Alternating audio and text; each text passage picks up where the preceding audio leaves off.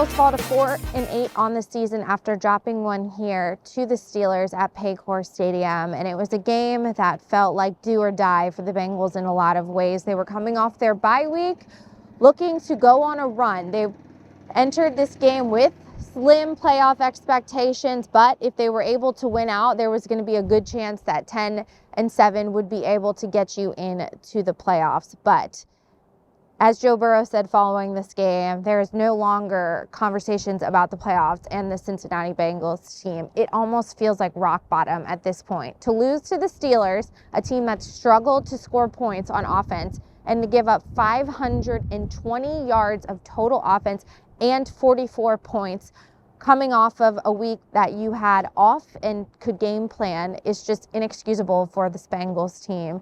They simply look broken on defense, and there's not a quick fix. They have issues at every level of their defense, and they are going to have some tough questions to get figured out in the offseason. But in particular today, really the story was missed tackles on defense. Jermaine Pratt, Geno Stone both didn't tackle well today, and it just felt like the Bengals weren't ever able to impose their will on defense on the Steelers offense, and it's left the Bengals on offense to feel like they have no margin for error to make any sort of mistakes. Well, there were 2 fumbles today on the offensive side of the ball. TJ Watt, of course, making his name known. But when I asked Joe Burrow following the game, is that a sustainable way to play football, and knowing that you basically have no margin for error and have to be perfect to give your team a chance to win?